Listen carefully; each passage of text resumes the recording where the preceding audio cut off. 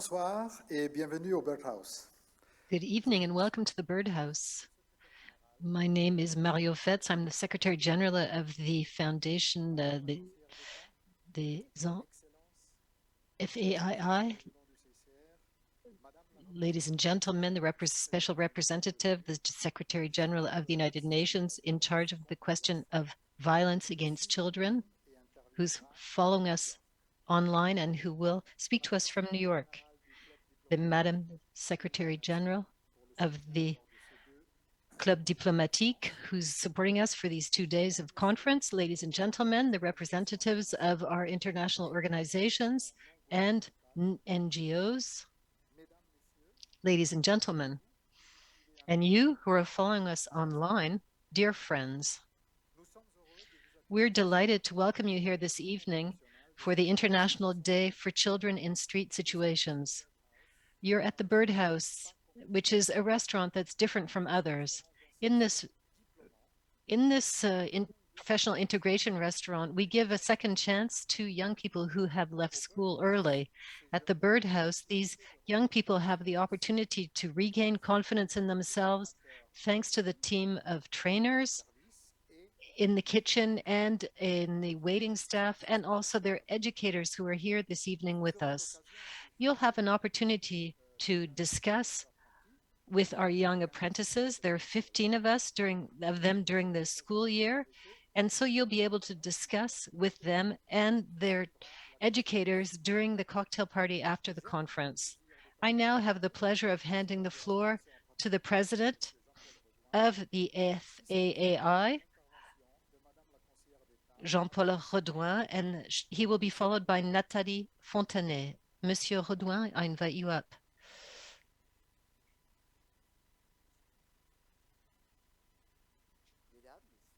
Ladies and gentlemen, welcome to the Birdhouse.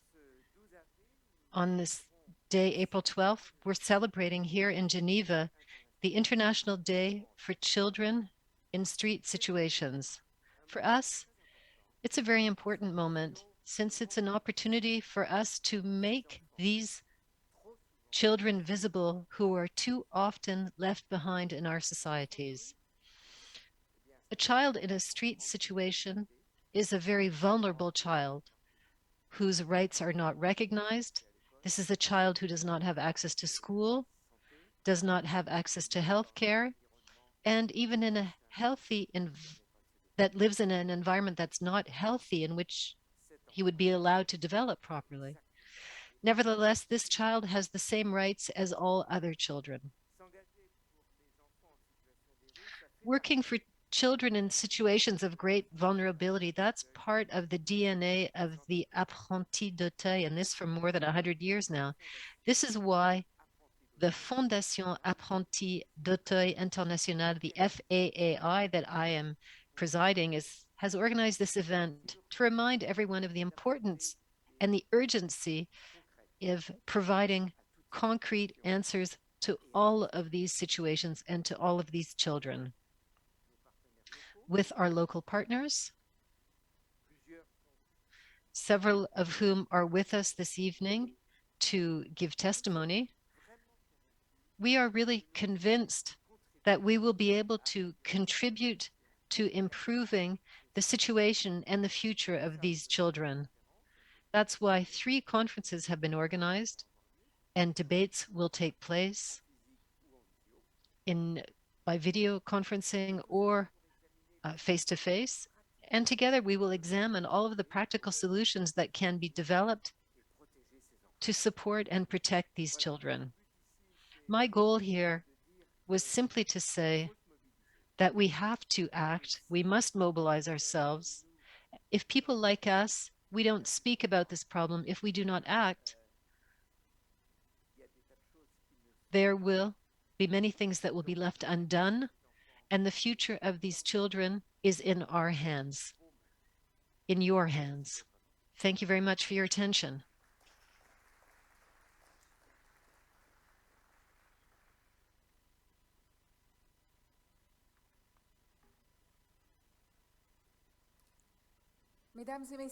Ladies and gentlemen, I'm very happy and honored to be with you this evening. I'd like to thank the Fondation Apprentis very sincerely for its invitation. It is a privilege for me to inaugurate this series of conferences organized within the framework of the International Day of Children in Street Situations. According to the last census in 2005, so it's quite old now, we estimated that approximately 150 million children were living in the streets. This figure is unfortunately even higher today. These children do not live on the streets, they survive. They get by as best as they can by doing odd jobs like shining shoes or cleaning cars when they're not simply forced to beg for food to be able to eat or to steal out of necessity. For the magistrate that I am, in particular in charge of equality and prevention of violence, and even more so as a mother and grandmother, I find this reality unbearable. It's doubtless unbearable for each and every one of us. Children have rights as fundamental as they are intangible. The right to have a home, the right to food, the right to an identity, to free access to healthcare, education, justice, etc. However, it is clear that when you are on the streets, it's the law of the strongest that applies. The realm of discrimination prevails, and those rights are only theoretical in that case. Our Western democracies are not spared from this observation. Exclusion occupies a central place in the political debate in which I actively participate. The Council of State, which I represent this evening, is working hard to fight this phenomenon with energy and determination. Indeed, the problem of children in street situations does not only concern developing countries, it also affects Europe and Switzerland. Its causes can be multiple: isolation, mistreatment, abuse, poverty, war, trauma for young refugees. Geneva is a formidable sounding board in the fight against such destabilizing factors. It is one of the few places on earth where the whole world goes to find solutions. Our canton is an internationally recognized model, a model of solidarity and cooperation between peoples. As the cradle of humanist ideas and political ideals, Geneva is a center renowned for its intellectual influence, its openness to the world, and its rejection of all discrimination. It is the guardian of the moral bond that unites our societies. Ladies and gentlemen, exclusion is an infamy that weighs down the lives of individuals and crushes the following generations. However, social marginalization does not happen by chance. It is the consequence of rifts. It is born and perpetuated by a series of difficulties that accumulate and are maintained. It feeds on indifference. It lives on the loss of hope. This symbolic day is here to remind the world of the importance of accompanying those who need it most, regardless of their origin, gender, state of health, social condition, or the weight of their past. Particular attention must be paid to shelter and support for people left to their own devices, with emergency accommodation, with the reduction of toxic situations and the alleviation of material deprivation. Childhood is one of the stages of life where one needs and really deserves more than ever to obtain unconditional help, precisely in the form of unconditional rights. Unconditionality is the mark of a society in solidarity. It is a sign of the debt that we owe to each other. As adults, we have a duty to provide opportunities to the younger generations. That is to say, to offer prospects to those who are the most vulnerable among the population and who represent our future. A place that shelters us is, on a different scale, an example. It is intended to serve as a springboard for our young people to enter the workforce. Thank you to the Fondation Apprentis d'Auteuil International, which, in partnership with the École Hôtelière de Genève and Gourmet Brothers, supports Birdhouse and thus enables young generations to benefit from a training program with a recognized diploma in the field of catering and restaurants. I'd like to thank you for your attention, and I wish you all a very interesting evening, full of information and good prospects for the future. Thank you very much.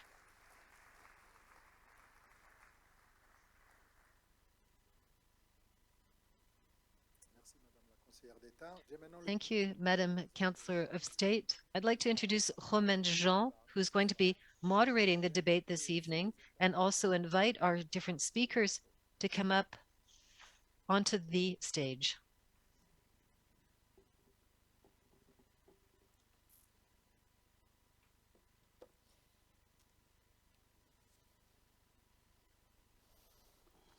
Bonsoir à tous.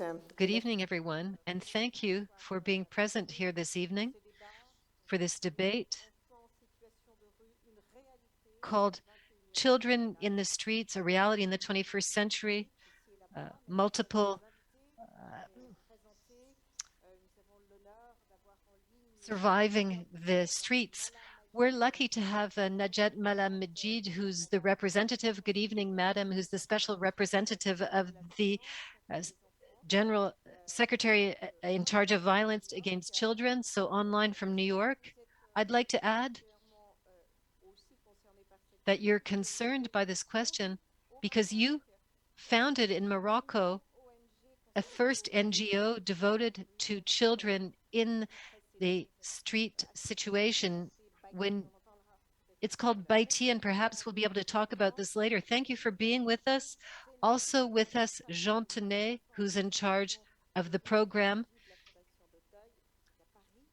Children in the Street Situations and Strategy at the Fondation d'Auteuil, Joseph Likibi, who's the coordinator for REIPER, who's our partner in Congo, Brazzaville. This is a network of people who work to protect children in difficult situations.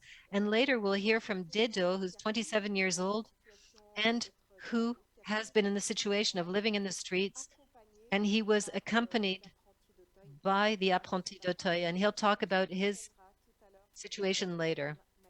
And he'll speak with you, Madame Majid. Thank you. Aussi que ce débat est suivi en direct dans plusieurs pays. On m'a tendu la liste tout à l'heure. Mexique, Togo, Maroc, France. So Mexico, Togo, Cambodia, Austria are all following the debate. Hello to everybody, all of the people following us online. You will also be able to ask your questions. You will have the opportunity at the end of the conferences to ask your questions. The debate will take place in French, but you have headsets if you do not understand French, and we have a translation service. Dr. Majid, I'd like to start. Before we, in fact, start the debate, let me show a video. You heard the figures that were given earlier on. You're familiar with the figures, of course. This scandalous figures, 120, 150 million children who are in the streets today on this International Day for Children in Street Situations. I'd like to hear you. What is your message? What comes from your heart? You know, we're here in the 21st century and we have between 120 to 150 million children who live this life of lawlessness in the streets. Yes, let me answer with my heart, but also with my experience. So as you've just underlined, I started this work 30 years ago, work with children in street situations. It's really unacceptable. And I'm sincerely sorry about this. We're repeating the same thing, and I have the impression that I'm starting from scratch every time I say this. 150 million, that's actually below the reality. We mustn't forget these children are invisible. They've been forgotten about. They're afraid of being stopped, being arrested. So the figure is really not a reflection of reality. The second point that's important is that the world is getting worse and worse. So societies are becoming increasingly exclusive, not just in countries where there is poverty, but because there is violence, there are wars, There is urban development. We live in societies that are increasingly excluding. I'm alarmed. These children are just as invisible today as they were in the past. And we're just talking about them on this day, a day, just one day out of all of the days in the year. And that really makes me wonder, hopefully over the next 3 days, we need to think about what we've got wrong, how we have failed. I think it's very important to devote these 3 conferences so that we can question what's happening. Thank you, Dr. Majid. Yes, that is the aim of these 2 days of debates, indeed. You were talking about children in street situations. They are everywhere. In France, perhaps there are children like this in Switzerland as well. We've talked about this recently. We'll be talking about all of this. Let me just start a video that gives us a look at what's happening in the Congo Democratic Republic, in France and elsewhere. So please have a look at this video now.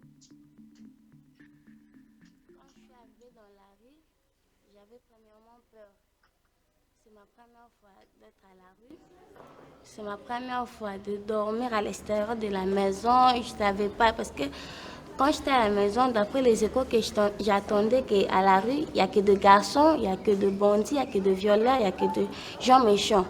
Fue cuando tenía 9 años. Ya era muy tarde en la calle, en la avenida La Cultura por Amauta.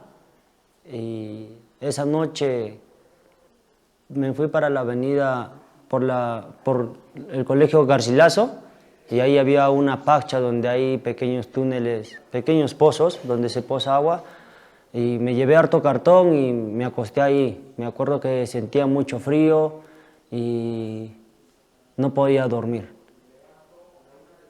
Oui, je suis hébergé. Mais là où je suis, je vais quitter là-bas bientôt. Parce que la dame, elle est vraiment fatiguée. C'était juste pour 1 mois. J'ai fait là-bas 6 mois. Donc, je lui ai dit merci. Je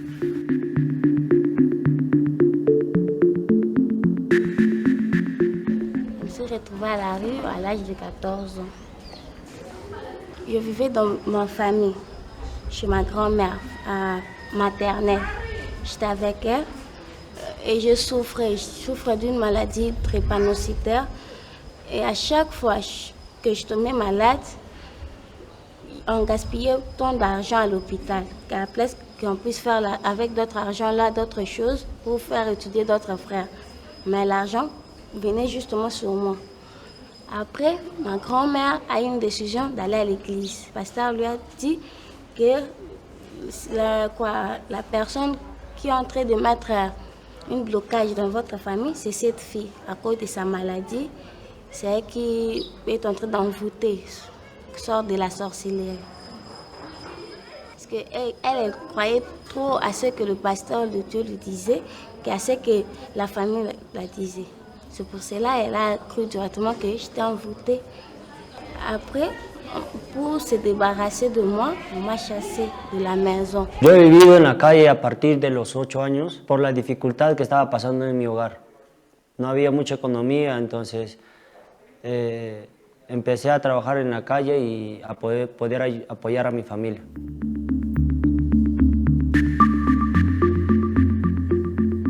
Si il arrivait que de 17h, je me sentais mal à l'aise. L'endroit pour dormir, tu as rassuré. Ça me faisait tellement mal que je pensais toujours à ça. La journée, je suis bien, mais pendant la nuit, je commence à chercher l'endroit pour dormir. Parfois, vous n'avez pas bien dormi, il y a des policiers qui suivent des gens. J'ai dormi sur la route, j'étais sur la route pendant des mois avant d'être logé. J'ai subi des blessures. On peut pas dire, c'est vraiment compliqué d'être sur la route, honnêtement. Surtout si ça pleut. Ça me dégoûtait vraiment. La route, c'est pour les animaux, mais pas les humains. Hay hartos cartones de diferentes lugares. Empecé a llevar al lugar donde iba a dormir. y lo acomodé todo así como si fuera un colchón y me acosté, pero no para dormir, sino para pasar la noche nada más, porque el frío acá en el Cusco no te deja dormir cuando vives en la calle. À un moment donné, ça pleuvait l'année dernière. Je me suis assis toute seule. Juste comme ça, j'ai pas abandonné. Juste comme ça, j'ai pas abandonné. Ah oui. J'ai failli aller à la police et me dire qu'il me fait rentrer au pays. Mais j'ai imaginé, si je rentre au pays, ce que je vais trouver là-bas, c'est mieux de mourir ici.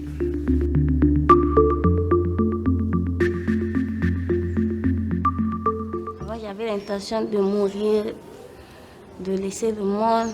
Mais ce sont des médecins qui m'ont renforcé, qui m'ont dit que être drépanocytaire, ce n'est pas être sorcière. Un enfant drépanocytaire a tous les droits que tous les enfants. J'aimerais tant finir universitaire, faire la science infirmière ou être infirmière. Parce que ce sont des enfants, ils n'ont jamais voulu naître drépa. Ils n'ont jamais choisi d'être un groupe de soins comme ça, pareil. J'aimerais les aider comme moi aussi on l'a fait. Les gens là, je vais leur dire qu'ils n'abandonnent jamais. Il ne faut jamais abandonner. Ah oui, jamais. L'effort qu'on a fait jusqu'ici, non, il ne faut jamais abandonner. Non, non, non, non, non. Derrière, c'était plus difficile qu'ici. Donc, du courage. A nous tous. Lo que necesito solamente depende de mí porque lo tengo todo para poder lograrlo. O sea, no tengo algo que me falte, que sea material, sino de repente algo que siempre hay algunos momentos buenos y malos en el cual siempre necesita uno de un guía, alguien que te apoye moralmente, alguien que te motive, que te incentive a seguir adelante.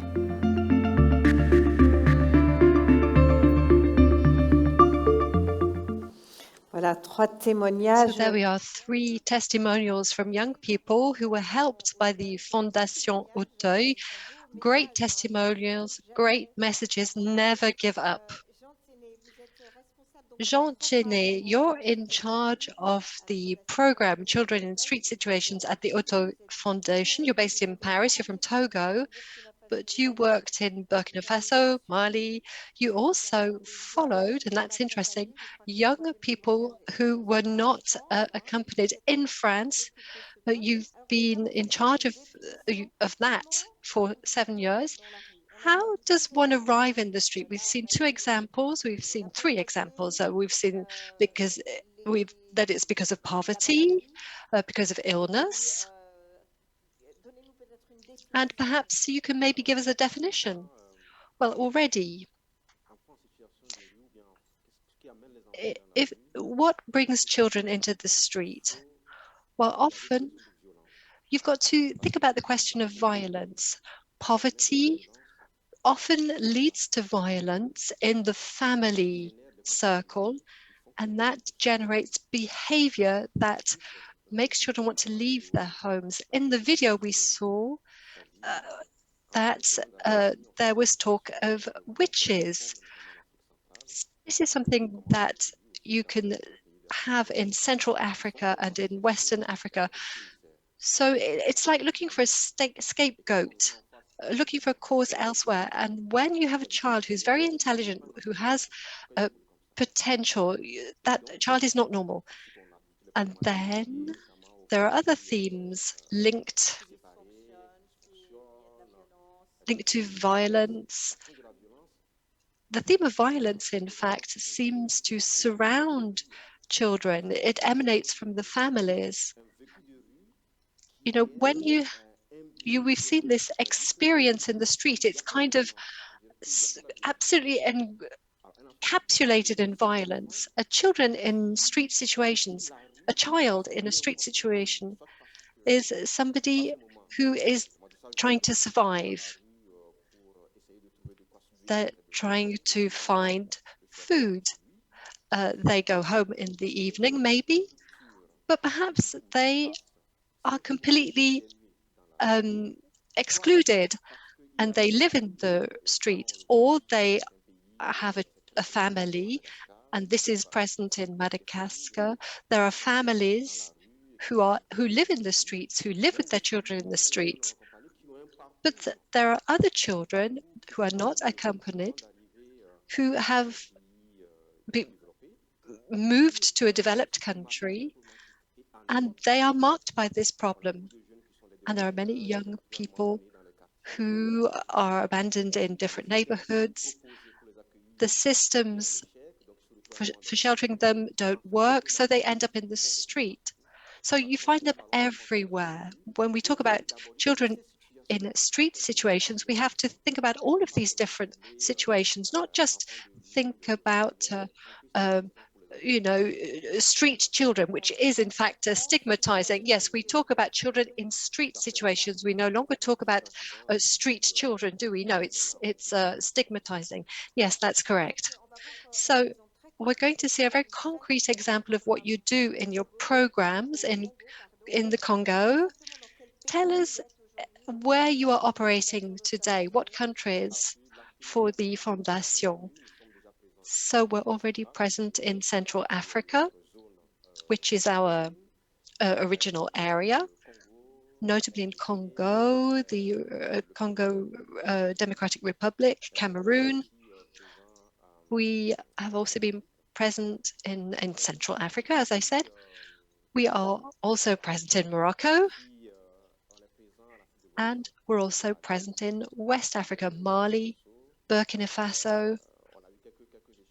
We had some discussions, and in South America, in Senegal, yes, and in South America, yes, Peru.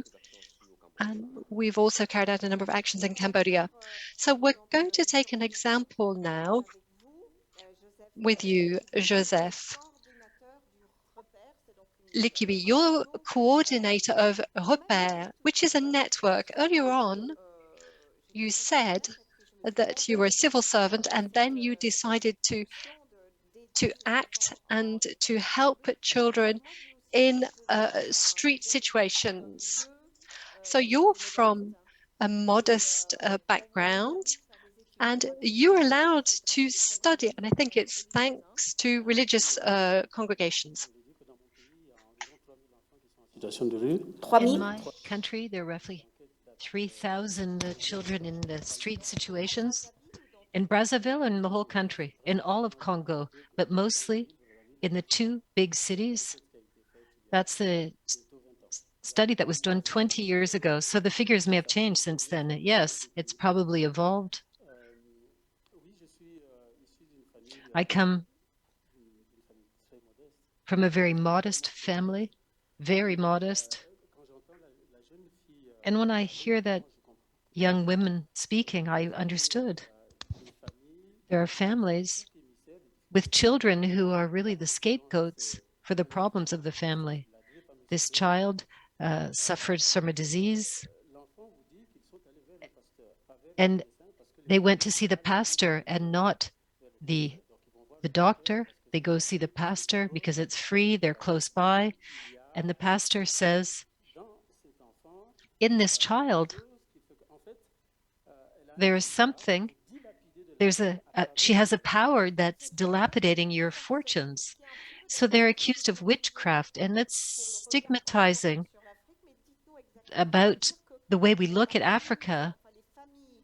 But the families who have very difficult economic situations feel that the problems come from the sick child. Yes, the problems, not only the problem of disease, a super intelligent child can also be accused of witchcraft. They say you're stealing the intelligence of others so that they're less intelligent and you're dominating them. But in another situation, they could say the child is always sick, there are deaths in the family. Why is this happening? And it's the pastor in that case, as this young woman said. The pastor says there's a evil spirit in the child, which means that the family can't prosper. I would like you to, both of you explain, Jean and Joseph, tangibly The street is synonymous with violence, prostitution, drug networks. It's survival, but it could also be a family. It could be a new space. So how do you act? Let's take an example of a young woman who was pushed into the street by her family and accused of witchcraft. How do you act tangibly in that case? This young woman is in the street. And what we do in Congo, Brazzaville, we have a project with the Apprentis d'Auteuil. So we have a team that travels every day of the week and goes to see the children in the streets situation to understand why they're there and what they need. These discussions allow us to refer the children either to a health center if they're really suffering from a health problem. We have projects that make it possible for us to care for those kids in that situation, or we can orient them to an area for protection. Instead of living in the street, they go to a transitory center.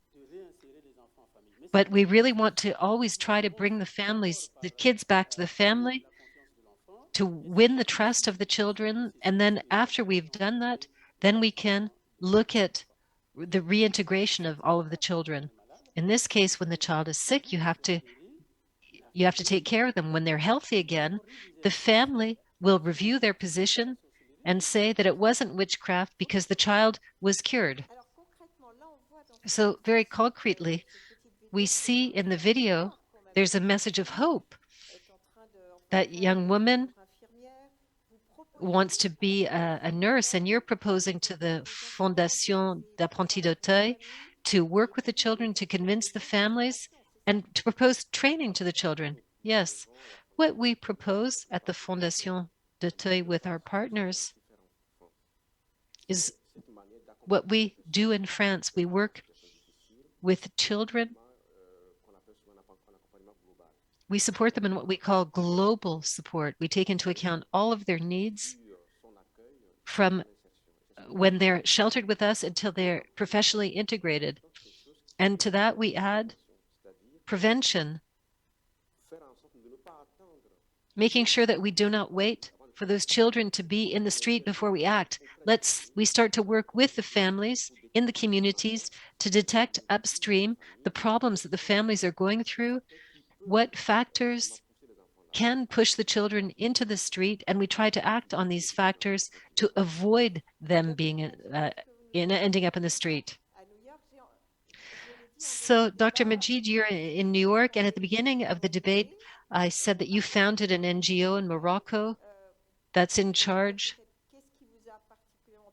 of the children in street situations. So what pushed you to create this NGO? And maybe it's a more political message. It's always the product of violence, but also poverty, and so discrimination and the poor distribution of wealth.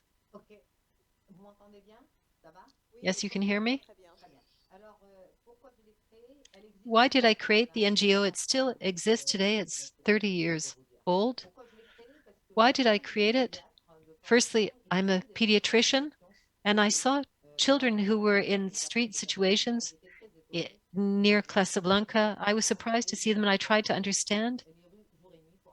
And I went to the streets day and night to try to understand. It's one thing to say there are kids in the streets, we need to put them in institutions. No, that wasn't the solution. What I learned, firstly, is that when we talk about these children, they have different reasons for being there. They're different profiles. It's heterogeneous. You talked about poverty. It's not just poverty. Poverty is too often used as an excuse. There are also poor families that have the quality of being affectionate and taking care of their children. Second point, there's stigmatization and discrimination because we're different, because we're dirty, because we're in the street. The other important point, as raised by my two colleagues, there's the witchcraft, but there's also the alibis, all of the exploitation that happens on behalf of the Quranic schools of children who live in the streets, who are begging, and they are part of the local economy. We talked about witchcraft, and we see this in African countries in South America. And what's important for me is we can't forget that rich countries also have children in street situations. This is not necessarily due to poverty, it's due to the breakdown of society and the families. These children belong to a minority, they're isolated minors, they're migrants, refugees, they could be Rom. So the problem of children in street situations concerns all countries, but there are different profiles. I'd like to underscore a point. Yes, there is violence. It's been proven. Yes, we need support, we need to protect the children, but at the same time, we have to take into account the fact that the street can represent connections, and these children have a lot of intelligence and the ability to survive. They have skills from this, so we have to build on their bravery, their resilience, their innovation, the way that they speak their lexicon. So it's important to protect them, but it's also important to use their strengths for the future. They're not just passive, they're actors. We need to create partnerships with them. If we don't do that, we will not succeed. We need to work with them. This is essential. That's a lesson that I learned with the children, and I learned a lot, and I'm still learn. A point that we must absolutely remember is we don't need charity. We don't need social workers from during the day. What we need is know-how, professionalism, and policies that reinforce our protection systems, that integrate them and make them accessible to all of the children without any discrimination. There have to be alert and prevention systems to detect at-risk families, systems where we can have hotlines where kids can express themselves, a police that the children believe in. Children don't necessarily go to see the police first. We need to look at them as children in danger and not as delinquents. It's important to consider them as actors. They know what they want, they have dreams, and they can accomplish the dreams, and we need to work with them. We need to invest in them at that level. And I just wanted to raise another point. It was said by two children, they won't go backwards, and even if they had to die, they'd rather die where they are than go back. They know what's awaiting them if they go back. So we need to turn the light back on in their eyes, and we need to work with them and not try to replace them. It's a slow process with them, not for them. We need to work with them, with the system, with the family, with the police, with the education system, and also with public opinion, so that we can change the way the public perceives these children. Thank you, Jean. What Dr. Majid about considering the acquired skills of the children. And I think you need to build with the entourage, with the family. The aim is that they go back to their families if they can, and to rebuild the families. How do you do that? As was just said, it's important to put the child at the heart of the process and use their acquired skills. It's unfortunate what they're living in the street, but they do learn things. They learn to get by. They become very mature in the street. So we have to use this maturity. When they're in structures, they regress because they want to become children again. So we need to get them to keep these skills, to work with them. And we're in a society where the place of the family is important. So you can't just work with a child and forget the family. It's vital to recreate links with the families. This is what's done in different countries. We contact the family. We try to understand what has happened, why the children are in the street, and we do mediation work, which can be very long and complex in some countries. the mediators go into the field, they're young people. And when the young people go see the families, the families say, why are you trying to teach us a lesson? You're too young. What can I learn from you? So that's why it's important that we have trained professionals. We've been focusing on training our professionals for more than 20 years now, so that our teams have the right tools. It's not just intuition. You have to know how to do it, how to reach out to the children in the streets. They recreate a society in the street in order to survive. When we prepared the debate, Joseph and Jean, I said we wanted to hear some stories, nice stories, because we have a feeling that 150 million children in the street situations around the world is such a terrible number. You work with them on a daily basis. Tell us a nice story of a child. As we heard earlier in the little video, this young woman who's receiving training and who's saved. There are lots of stories.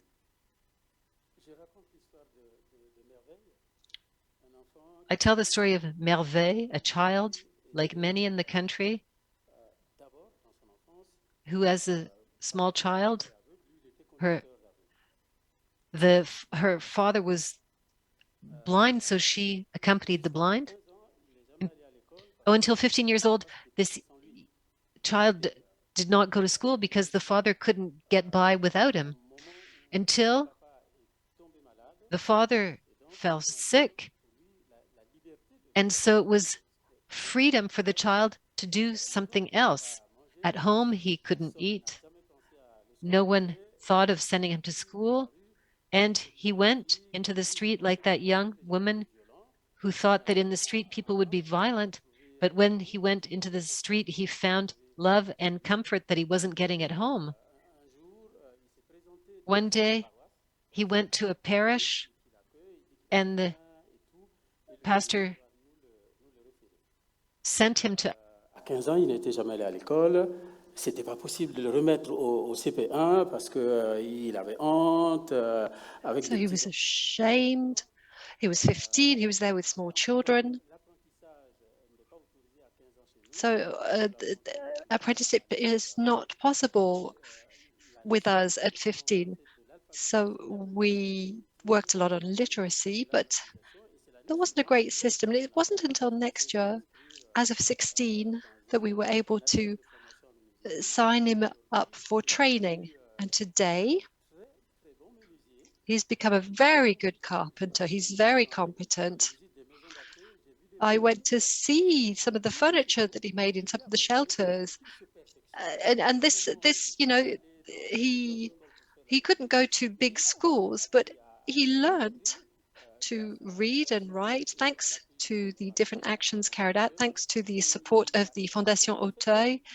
He had a Facebook account and he posted photos of the furniture that he made.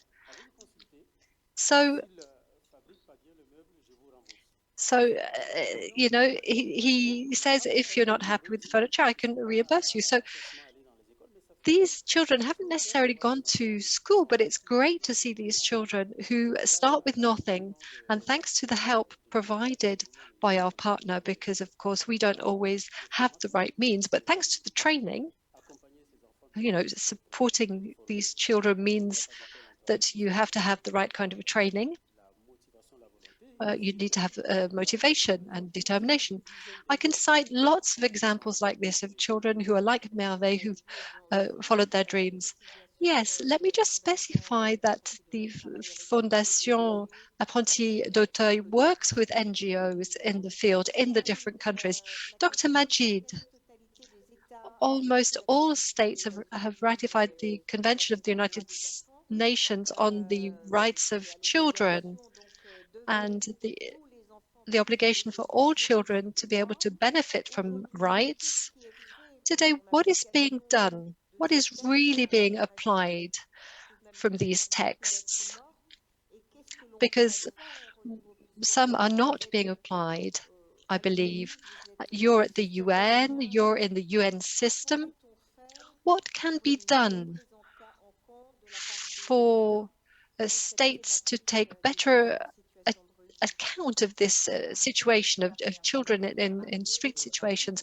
Let me just remind you that on top of the convention ratified by all countries apart from the United States, in 2011, there was a resolution taken out by the Council on Human Rights. This was followed by a report published by the High Council of Human Rights. In 2017, there was the comment of the Committee of Children's Rights. So there are lots of documents that exist. There have been lots of reminders. And what's important now is how to be sure that all of the policies are implemented, whether we're talking about national development policies, whether we're talking about there's the Sustainable Development Agenda, 2030 agenda. There are different policies for different sectors. How can we make sure that this issue, this children's issue, that all of these policies take into account children in street situations? Because we can't create a parallel system, because we've already got a system for protecting children. We can't have something parallel.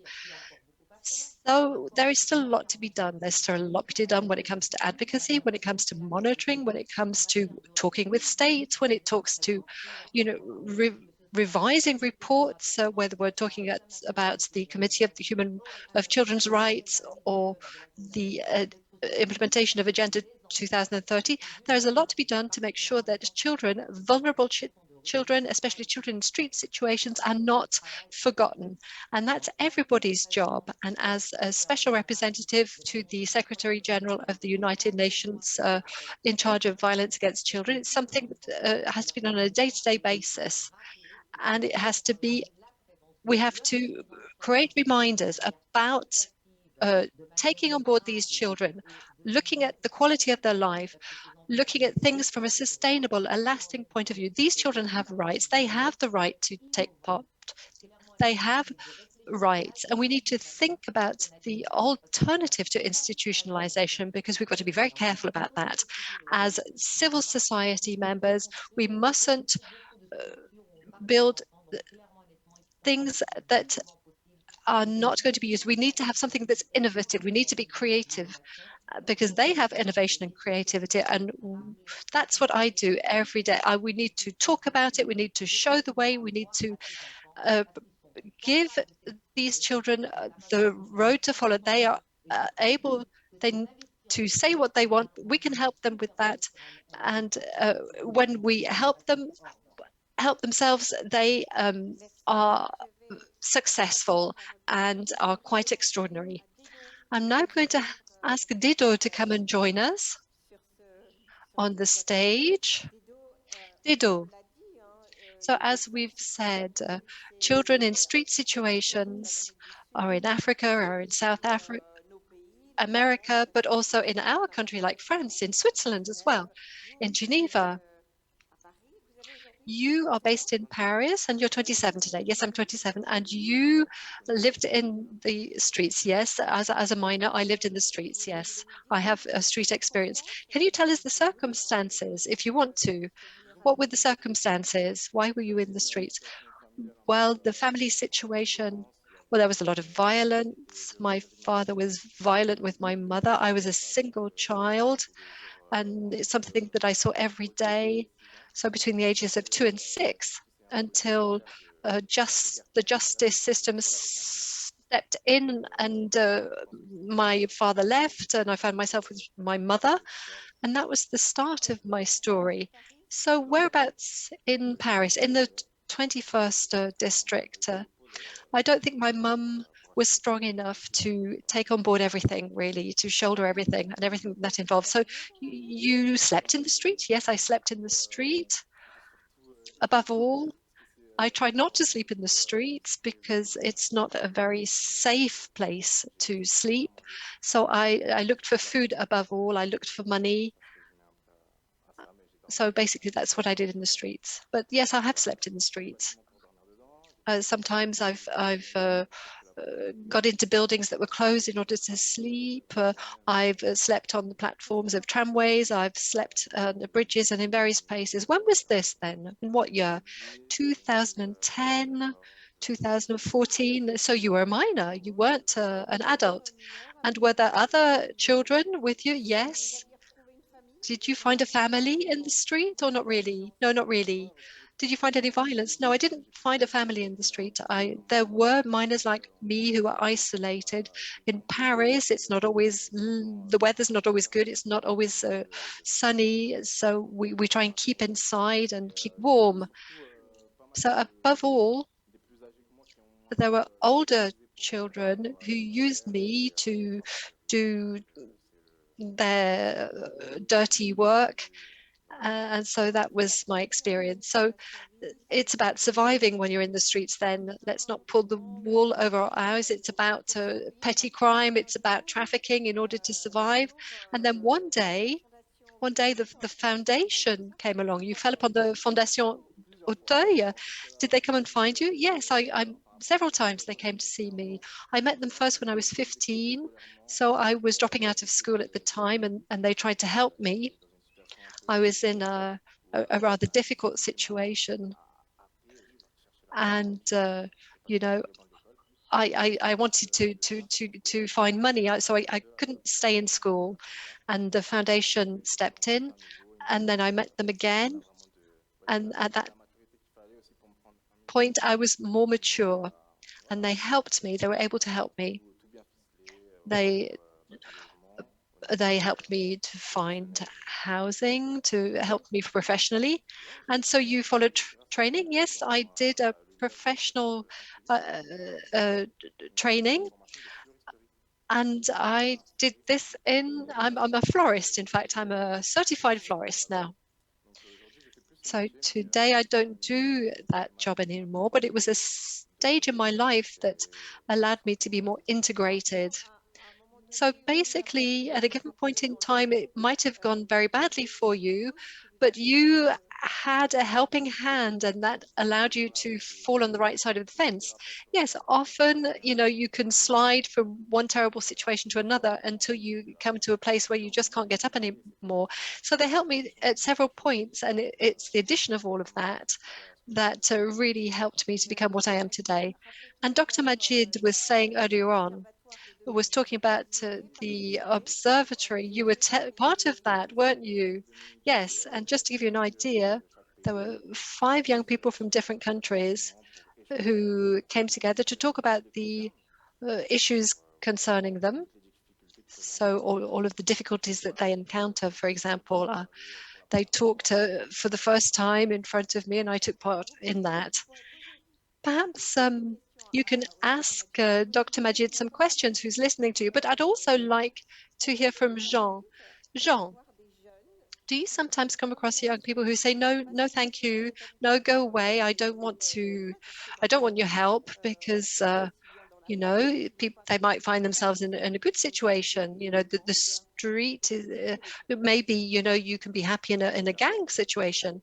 Well, sometimes, yes, young people want to leave the street because, first of all, they don't trust society.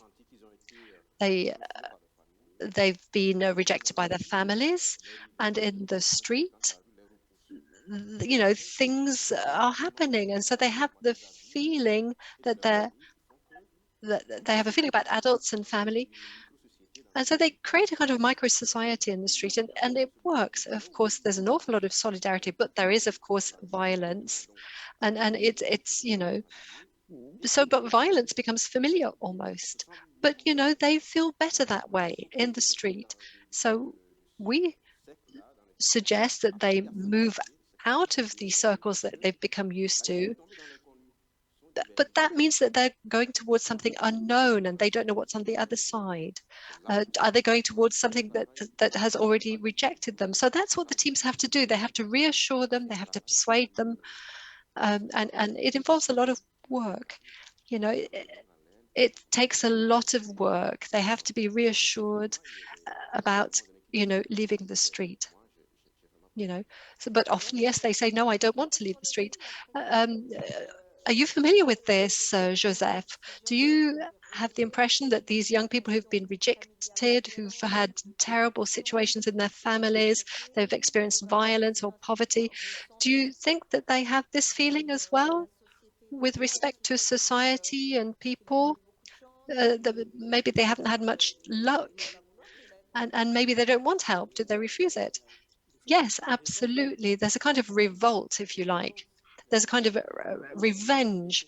The children say, no, leave me alone. Let me just get on. You know, you've already excluded me. And of course, it's progressively that we get the children to understand that we're in a society and that it's important to have connections with us, with others, because we all are part of the same society. It's not easy. It can take time. You need a lot of patience because the children have to accept what you're saying, but not just what you're saying. They need to really see what you want to do with them and for them. And so what about you? What convinced you that you could do this apprenticeship? You could follow training rather than staying in where you were? Well, you might have become the head of a gang, for example. What convinced you? Well, first of all, I saw something else in myself and I liked it. I think that associations do an awful lot of work rebuilding the family links, but also by building our confidence. Often, you know, we have to feel trust in institutions. It's very difficult to find that trust again. So when I started to feel less alone, that's when I started to imagine a different life, and I allowed myself to imagine that different life. And also the work with your mother. Yes, in all senses of the term. You know, the educators had my mum's telephone number. They were very much attached to the idea that I contact her. And so, yes, at all levels. And when you see young people in the streets, do you try and go and talk? Do you try and go and talk to them? Well, I try and give them advice, but I don't want to put myself on the wrong side of the fence. I don't want them to see me like I saw adults. So I talk with them like somebody from the street. I help in any way I can. So, would you like to ask your question to Dr. Magic in New York at the headquarters of UN, who founded an NGO and who did a lot of awareness raising and who has connections to move the cause forward? Donc ma première question, c'est qu'est-ce qui a été fait concrètement? My first question, what was tangibly done to work with the states, countries, about violence against children? My second question, so let's take them one at a time. Thank you, Dedho. What was done to contact the governments? I did it in the United Nations. I'm not the only organization. There's the Committee for the Rights of Children that ensure that the convention's being applied. There are lots of mechanisms. We contact the states and remind them of their commitments. That's important for me. Here, what I do, I consider that living in the street is already a violence. It negates all of children's rights. And children in street situations are not delinquents. They need protection and they're in danger. This is what I defend by working with all of the countries who are members of the United Nations. We also work with associations and we try to reinforce the ability of children to speak up, to express themselves and show that they know what they want and that they are part of the solution. Now, if we really are frank about the situation, there's still a lot left to be done to remind the states, and a meeting such as today's is very important because it's not just the United Nations systems that's important. There's also the associations like Apprentis d'Auteuil and others. Let me remind you that when I started in my country, children were in the street situations were considered delinquents and they went to prison. So we need people who can change the systems. and who see these children as real children with rights and not just as victims of violence. Yes, they're victims, but they're also children with abilities. We need to continue to work with at all levels, not just today, because this is the International Day for Children in Street Situations. We need to do it constantly, constantly. It's like a jackhammer. You young people, you have a huge role to play, like social workers have a role to play. We really must keep ourselves visible on the stage, and because there's a lot of work that's still left to be done.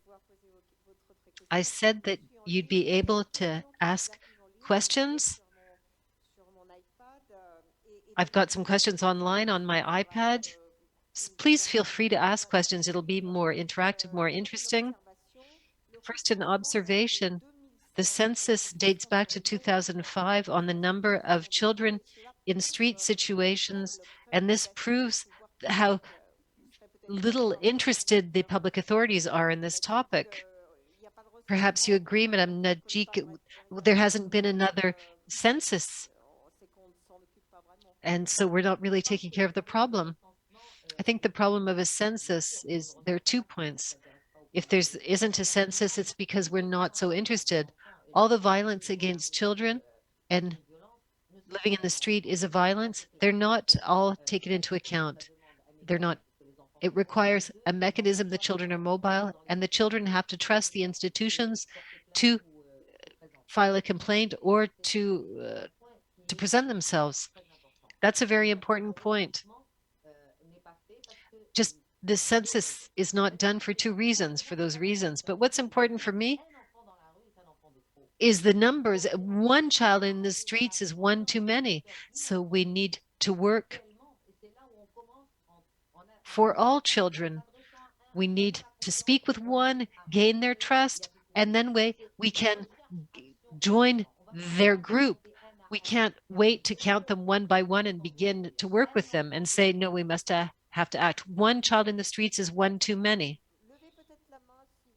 Raise your hand if you have any questions, any observations, and I'll continue. With you, Joseph, what type of financing do you get to work with children in the street situations in your country, in Congo? Is there financing outside of the foundation from the public authorities? Clearly, no, there's no public financing for the actions that we're implementing for the children in street situations. We get support from our partners, the Apprentis d'Auteuil. We get international financing, the embassies, the European Union, France, a little bit from UNICEF. But that was years ago. We essentially have European financing. Jean, Dr. Majid talked about the richness of these children. You mentioned this, children who've developed competencies, skills, know-how, survival instinct, and probably other qualities. So how can we give value to this through the apprenticeship? How do you guide them?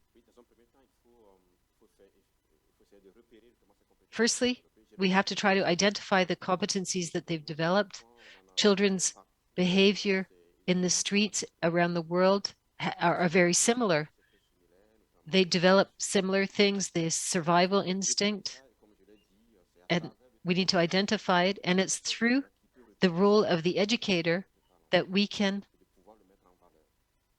develop this in the child and give it value. You have to start with the competencies that they've developed themselves and work from there. There's maturity, a way to learn to manage their lives in the street. Also knowing how to just get by when they're facing a complex situation, if it's linked to health or finding ways of surviving. We have some examples. Dedho, you became a florist, and there's another young woman who's become a nurse. What type of training do you propose? It depends on the country. In France, at the Fondation Dedho, there's a lot of training that's proposed internationally. In the Congo, they're trained in classic professions: sewing, woodworking, metallurgy, welding, car mechanic, motorcycle mechanic. Those are standard. What about university pathways? All the young people who can go to school, who are not too old, can take that path to higher education. Are there any questions from the room? Madam, if you could introduce yourself.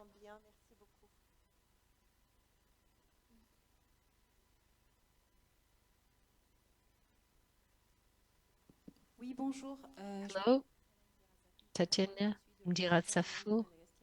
I'm from Madagascar. I'd like to thank you for this brilliant presentation on children in street situations. I have a question for Mr. Jean Dzéné with regard to the activities of the foundation. In the case of Madagascar, where generally the children in street situations are in families, the families are actually living on the streets. Do you have special programs that integrate them? In the framework or in the situation of our friend, he has a relationship with his mother, but if there are families living in the street, which is the case for a lot of families in Madagascar, do you have special programs? Yes, sometimes it's entire families in the street. Yes. In Madagascar, in the capital, we have local partners who work in the field, and we work with them. The strategy that's developed most of the time is to start to meet with the families. I did an assignment in Madagascar, and we went into the streets to meet the families, and they were all set up along the canal in the city center. And we met with the families, we listened to them, we listened to the problems they were having, and we observed the situation that the families and the children were in. We proposed actions for the children at the beginning. Let's focus on the kids, we said, we'll work with them. And then we understood that we have to develop more actions for the families themselves, because you can't completely solve these problems if you only look at the children.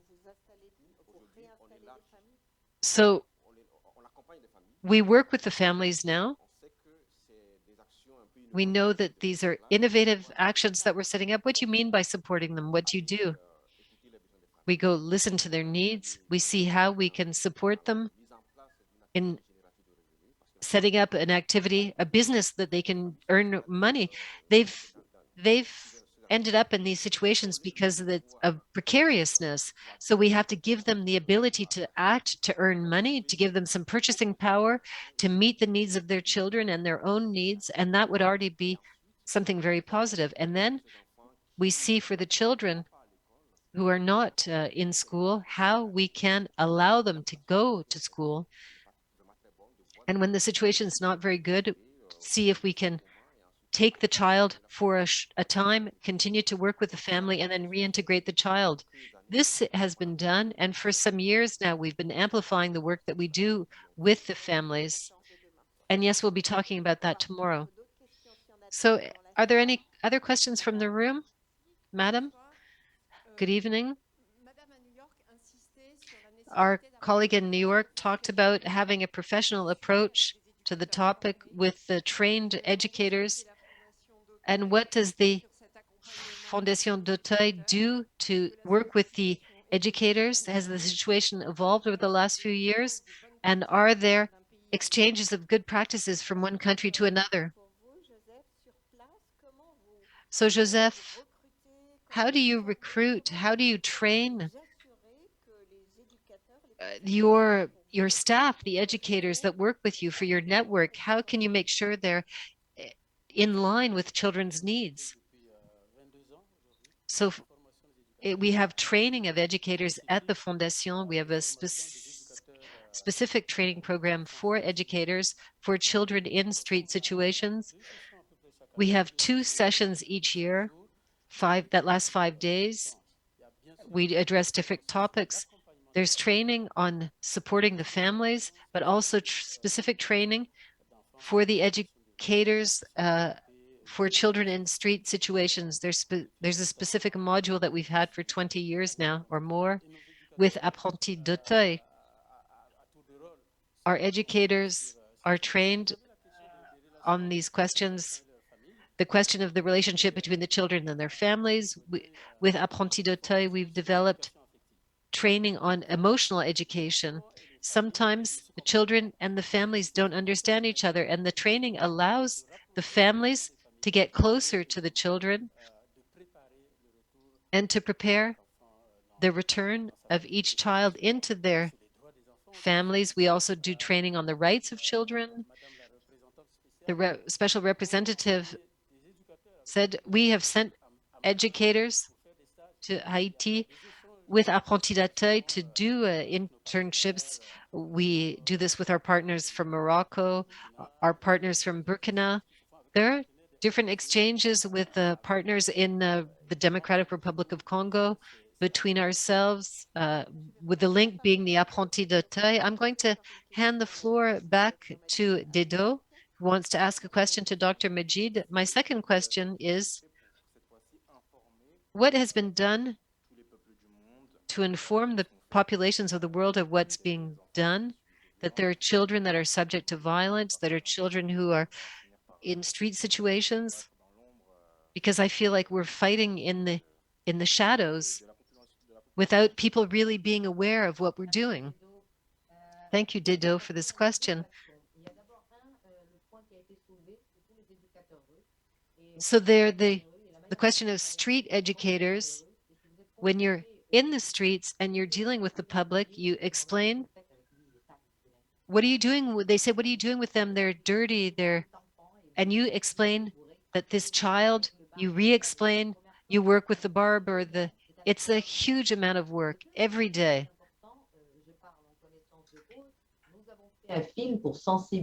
So we actually made a film to raise awareness, and it won an award. It's called Alizawa. It focuses on children in street situations, and the consequences were great in Morocco. We've also done a lot of plays with children, not to exhibit them, not to sell them, but to show what they are able to do.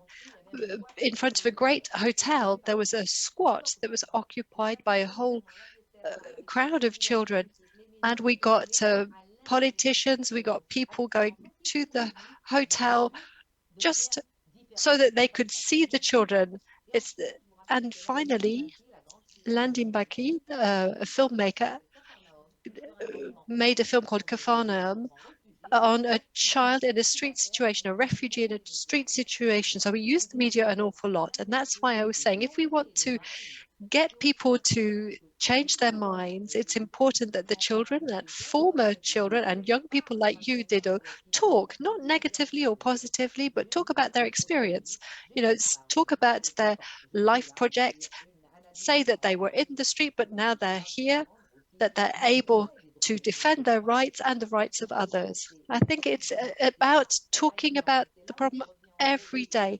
And that's the role of educators, it's the role of communities, and it's all about working with families. It's about always raising awareness. It's not something that could be done from one day to the next. But the role of media is very important, and social media are very important. Can I ask you to do what we do? We've got children's networks in India. There's a great network run by children who are in the streets. And it's a great system that focuses on advocacy. They're present in the United States, they're present in the country, so I can share all of that with you. So this questioning, this mindset change will change the indifference so that people will say, okay, we've got to be horrified by this. We've got to find it unacceptable that there are these children who are excluded. Parliaments in rich countries and in poor countries are likely to know this. So do you often talk about your own story, or is it behind you? Yes, I talk about my story to associations so that I can lend inspiration. Do you talk about your life in media? Yes, in the media. On the 17th of March, we organized an event where there were quite a few young people who came along to deliver their messages, and so that was good to listen to them.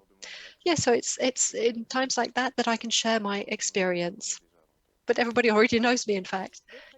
Any other questions in the room? In the room, any questions? We can take 1 or 2 questions online, and that will take us to the end of our debate.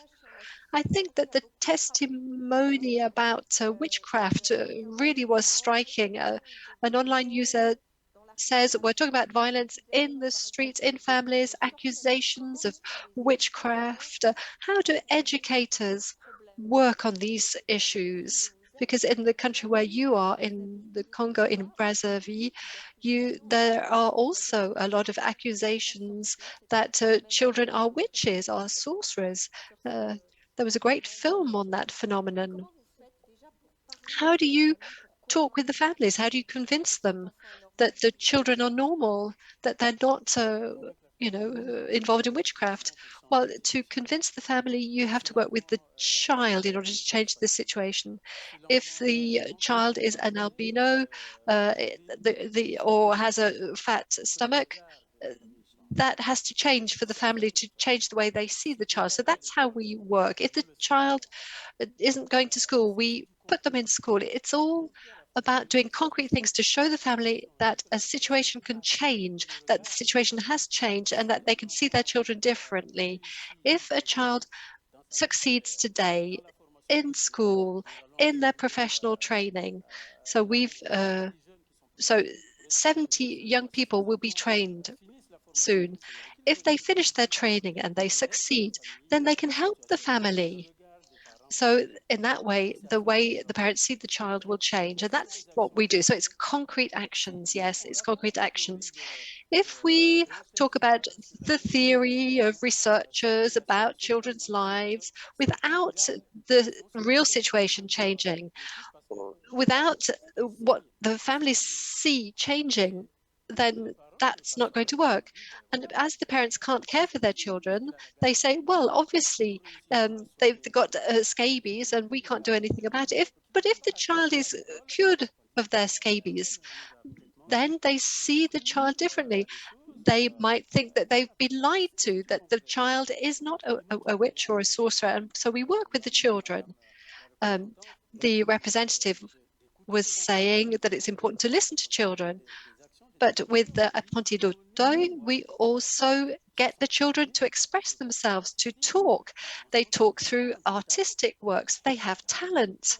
And of course, that has to be worked on to show that they're children like any other children, that they love music, that there is a musical play called A Child Like Any Other. So the child sings and shows that they are not petty criminals, that they contribute to the development of the family and to the development of society. So we've heard from girls and boys. So Jean, can you see any difference between the experience of violence in the street for young girls and young boys? It's true that generally, when we're in the field, it's rare to see young girls and young boys together. It might happen, but young girls are usually part of a different network, a prostitution network, for example, because, living in the street is all about surviving. So that means prostitution often for young girls so that they can buy food, for example. Young boys, as we said earlier on, they're part of organizations so that they can feed themselves. Now, the teams that provide support to these children, because we know it's not because you know how to work with the young boys that you're going to know how to work with the young girls. So there's specific training so that they know how to go about working with the young girls, for example. You know, you've got the people who are in charge of the prostitutes. And so you're talking about prostitution and the people running the prostitution network, and then the violence that the young people experience. Perhaps your teams experience it as well.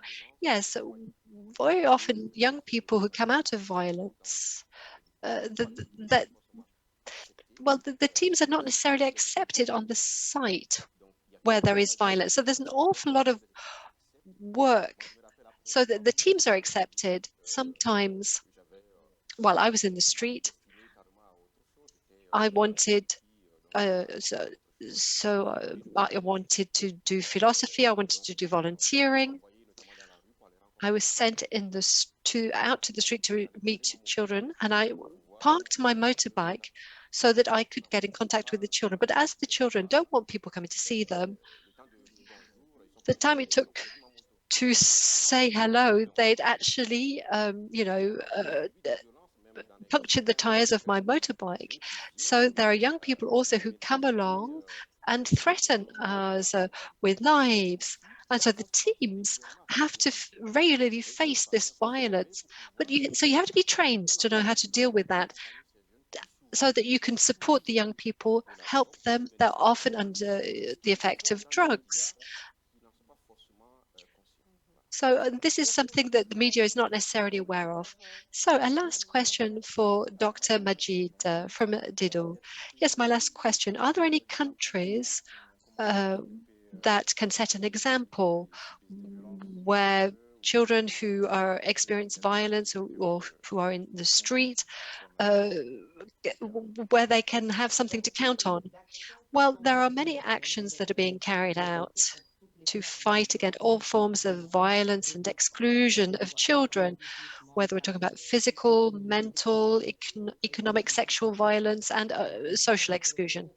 But to be quite frank with you, no country has been able to protect all of its children, whether we're talking about rich countries, and you can see this, that there is poverty with the pandemic and the war. You can imagine what the situation is like. We're not treating migrants and refugees in the same way as people from the country. You've got rich countries where you have the indigenous peoples, First Nations, so people who are excluded from the system. And then you have developing countries who are doing their best, but they can't quite manage. Sorry, we've lost you. Can you still hear me? There's a little problem with the sound. Can you hear me? No, we can no longer hear you. I can hear you. Perhaps maybe you've touched. Can you hear me now? Let's see if the technicians team can solve this problem. Can you hear me now? We'll come back to you, Doctor, if we can. So we're more or less at the end of the debate. Can I ask you to conclude, Jean and Joseph, and perhaps Dr. Majid, if we can hear you again? So it's the International Day for Children's Rights. Do you have a message or a wish that you would like to share with us today? There is hope. When I see the public here today focusing on this question, children in street situations, it shows that there is hope. There is energy that we can capitalize on. There are contributions that are being made. So people are focusing on the cause. In my country, there's a lot of violence. 82% of children are victims of violence. We have to show that we can give children something else, that it's not just about violence. Showing them means explaining the rights. They need to be implemented. They need to have access to healthcare, to water, to schooling. So there aren't very many public contributions yet. So we're still continuing to work to make sure that these children can extricate themselves from this situation, and like Dedho, so that they can show to other children that it's possible to change, that it's possible to move forward. And that's what we work on all the time. So Dr. Majid, can we hear you? Can you hear me now? Ah, yes, we can hear you now. Great. So we were interrupted. That's okay. I will conclude. So what is your final message? I think that the only message to take away is to think of children first and foremost. As when you think about these children in street situations and work with them. The second point is that these are children where you have to invest not as a problem where there's a return on investment. Also, we have to work with them and for them. They are the real experts. They're the ones who are familiar with the problems. They're the ones who are going to be part of the solution. They're going to be the actors. And so it's important to work in close collaboration with them. Very quickly, so we need to see them as a hope that there is a solution. Yes, that's what we saw in the video. They believe. They don't want to give up. We've got Dedho here. He's an example. He followed another path.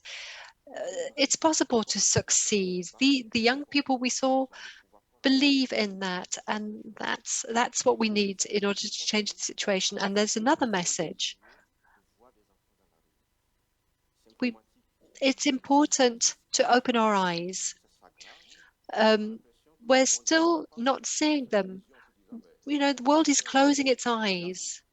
But it's not possible in the 24th century to keep your eyes closed to this kind of thing. It's to close your eyes to poverty.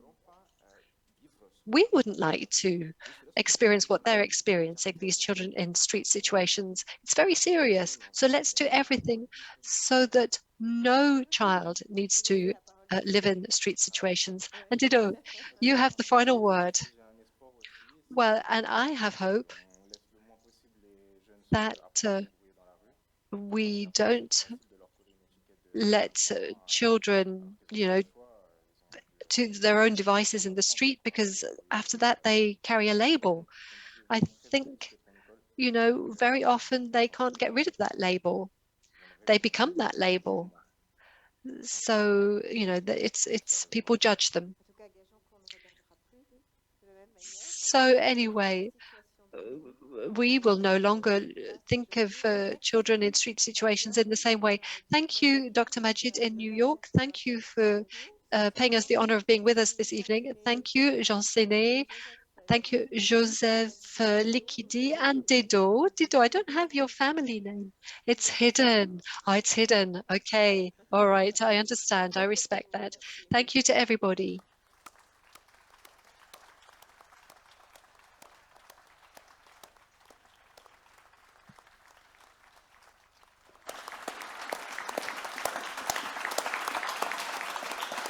Merci beaucoup, Monsieur.